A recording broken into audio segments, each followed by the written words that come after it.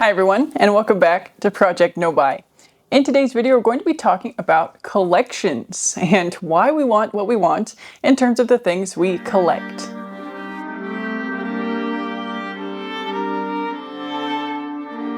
So the next installment in wanting to not want things, or why I want what I want, and things I would regret buying, in a way.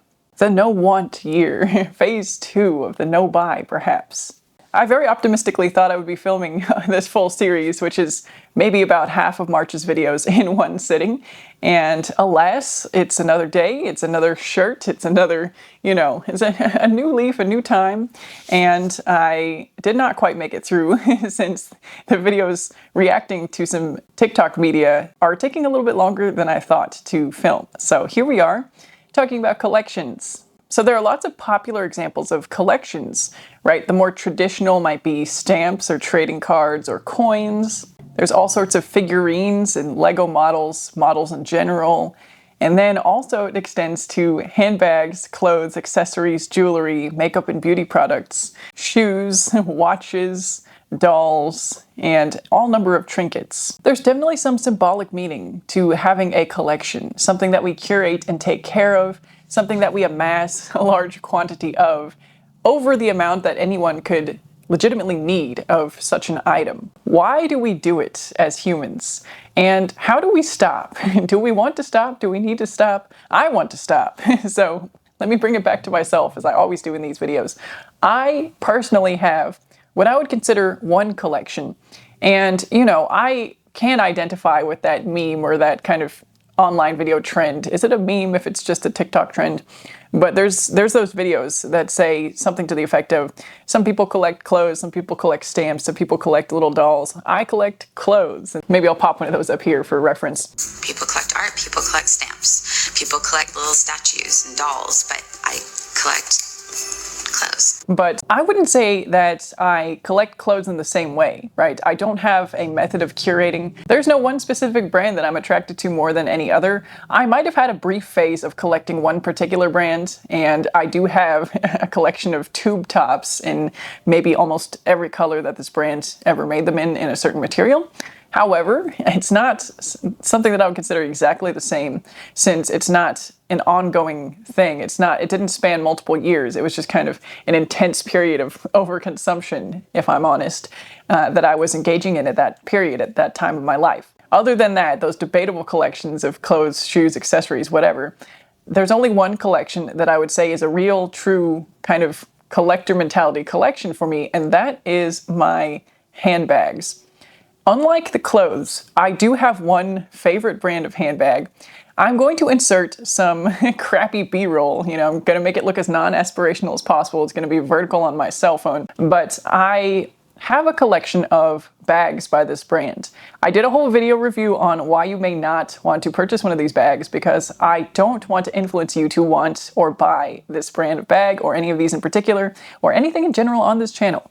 And so my goal here is to kind of break up with the collection mentality in myself regarding these particular items. And even if I can't break up with the collector mentality, break up with the impetus to buy that has previously come with this territory of collecting. So let's get back to examining what we get out of collections. So why do humans collect? What do we get out of it? Some of it is just what we get out of general shopping. I've received some of these points in comments on my other videos, how sometimes it's about the thrill of the hunt, the looking for the thing, the search, the acquisition, the feeling when you get that thing that you've been searching for, especially if it's been a little bit elusive, especially if it's a limited edition, especially if it's a brand new drop and maybe there's some FOMO in there with the fear that it might sell out, or that it's an exclusive, or that this is the one piece you need to complete your collection, or the thrill of being one of the first people to have a new thing. There's also some safety or connotations of safety and security from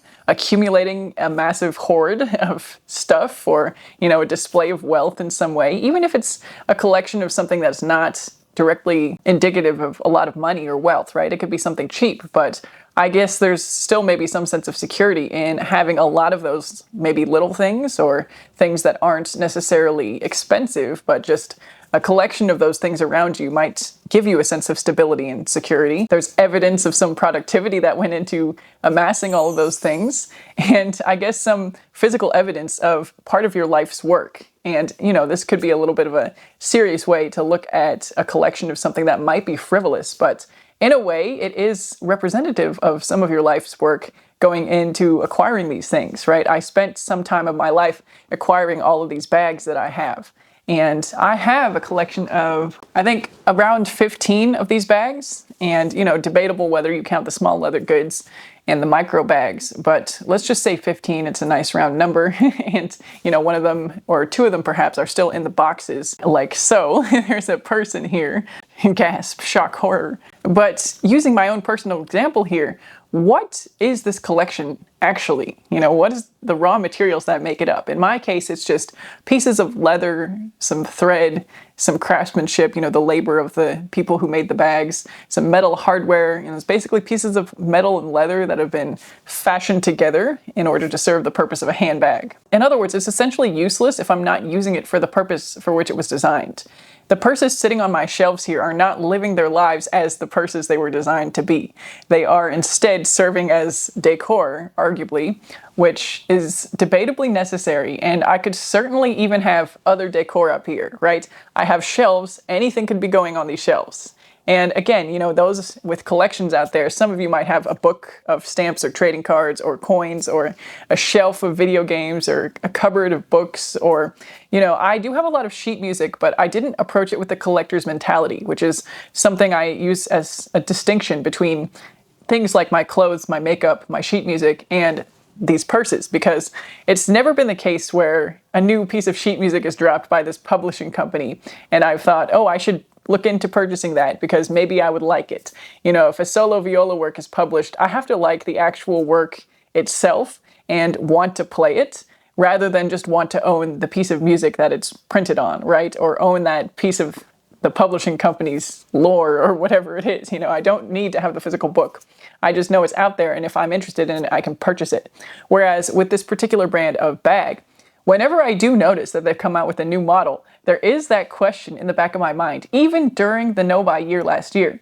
And even this year, the new models I've seen have begged the question of me, because of my interest in this brand and their designs, do I want to acquire or have or own or essentially buy, even though I wasn't having the option of buying it on the table, this next bag, this next model, this next release from this company, this next design. And it's maybe something to note that I don't actually have every single bag that this brand has ever come out with. Part of that is because I didn't know them when they were first coming out, so I don't have the numbers that have been discontinued. They do have a numbering system for their designs, so I don't have numbers 2 and 3, I don't think. I don't actually know which ones, I could say these numbers, but I don't actually know which number is which. So I'm not, it's not that I'm a super fan of the brand in general per se. Like, I'm not a collector that goes into the history of things, and there's all sorts of collecting mentalities, I guess is what I'm trying to say. There are some collectors that do it for the thrill of the history as well, the story, the whole picture, the whole vibe of a brand, or the whole vibe of a collection, or a historical significance. Historical artifacts, I think, are something that people do collect as well. Some people like fossils or rocks with formations in them, again, branching out into different motivations for why we collect things. But anyway, I do not have every single model that this brand has made. In fact, I have resold a couple of models that I had previously that did not fit well into my life. So all of the things that I have are in theory also functional, although I do have far more than any one person needs in order to have a functional life with leather bags. And I acknowledge that. And that's kind of why I would like to break up with this collector mentality in this way. And again, I'm not advocating that if you collect something that you need to stop. But if you've been thinking about this as well, if you've had these thoughts of, why is this a knee-jerk question of, should I buy another blank? Then maybe this is something that I invite you to ponder over with me as I do it here. So anyway, my collection of pieces of leather and thread and hardware that's essentially useless without using it as its intended purpose, for its intended purpose, sits on my shelves here, serving the arguable other purpose of adorning my space. and perhaps arguably communicating some kind of value that I care about sculpted leather. And we've seen other examples of these home decor collections, right? I think we've all seen maybe the Stanley Cup wall. If not, maybe I'll find a picture or a TikTok of it to put up here. Oh my goodness. Okay, so in looking for the example of the Stanley Cup wall, I came across this video that is actually captioned, "I know it's a lot, but everyone collects something. Here's my entire Stanley collection." I'll put the video up here. But oh my goodness, this... Okay, so my premise here was kind of making the argument that I have more purses than a person needs and more than I can comfortably use, right? I have to make a point if I want to rotate through these in a year, having 15 handbags. It still can be done though, right?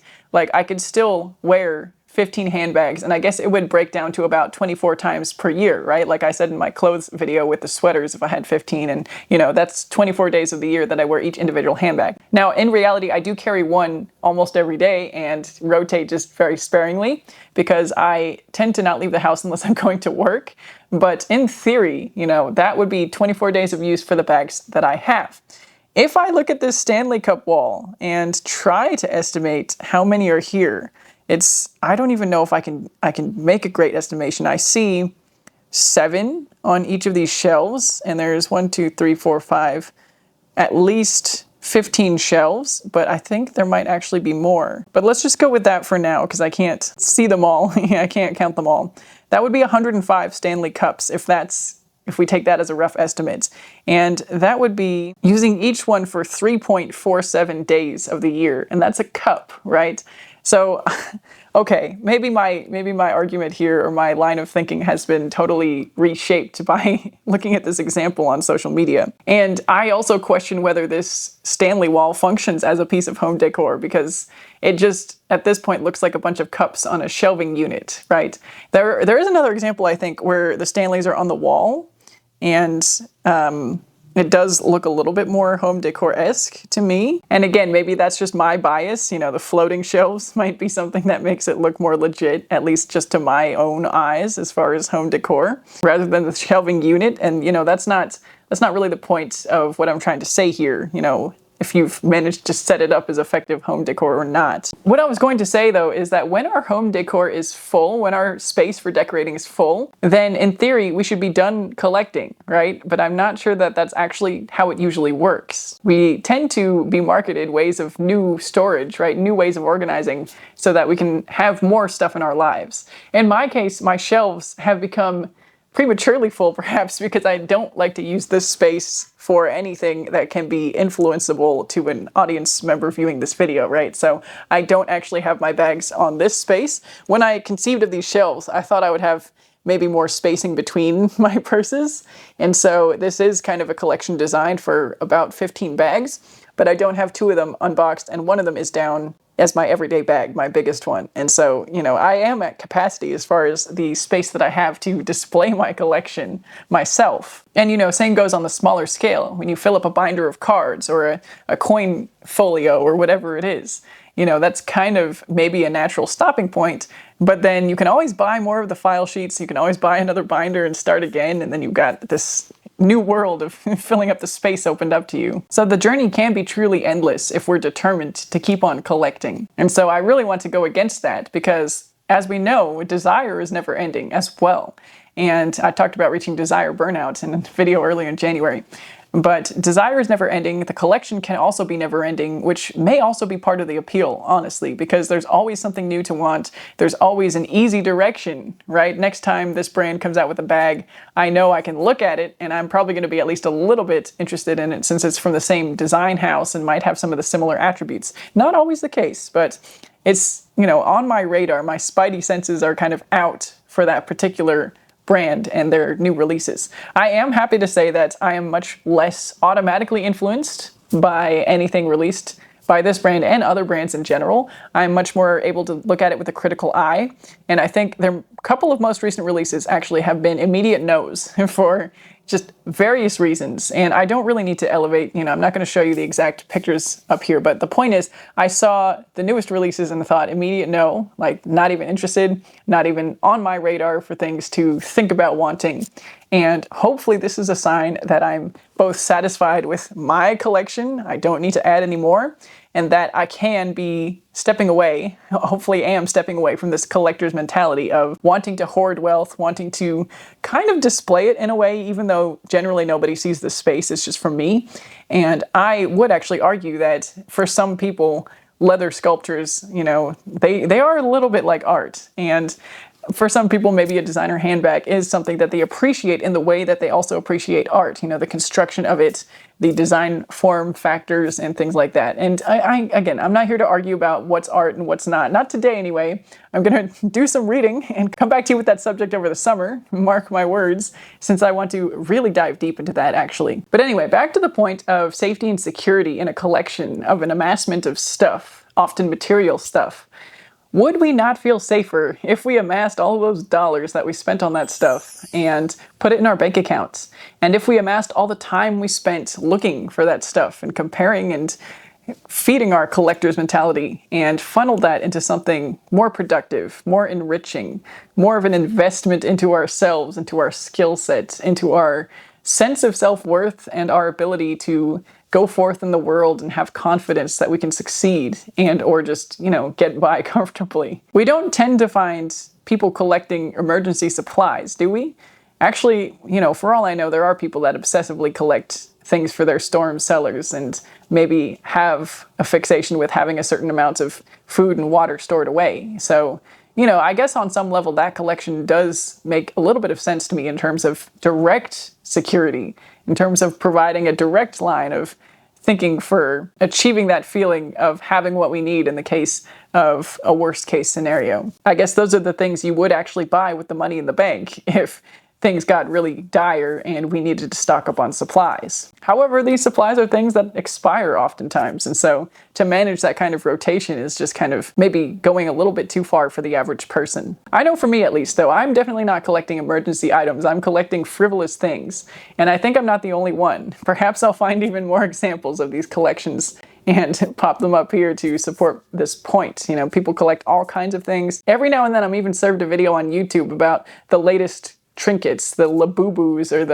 the Sunny Dolls or whatever they are. You know, the blind boxes are another thing, right? People get kind of obsessive about collecting each one of those little... When I was a kid, there were Shopkins or whatever, you know, in the little shopping baskets, and you could collect, tons of little pieces of plastic. I'm so happy I never got into those, but there's all sorts of things designed to target all different ages of collections and collectors.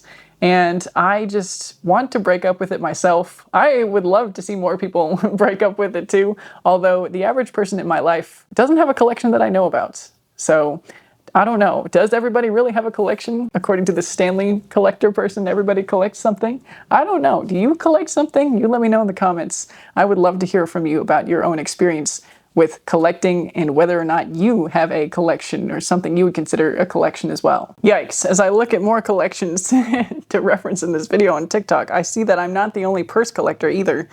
Here's a person with 24 handbags that they're showing. There's actually countless videos of purse collections, and right now I wasn't planning to curate a bunch of these, and so I don't have the time or bandwidth to go through a bunch of purse collections, but maybe that's a topic for another day. Maybe I need to do a deep dive specifically on purse collections and what women might be getting out of having so many different bags and so many different options, not even from the same brands. Okay, let this be the beginning of opening this Pandora's box of collections, I guess, because my mind has been opened after seeing all these collections.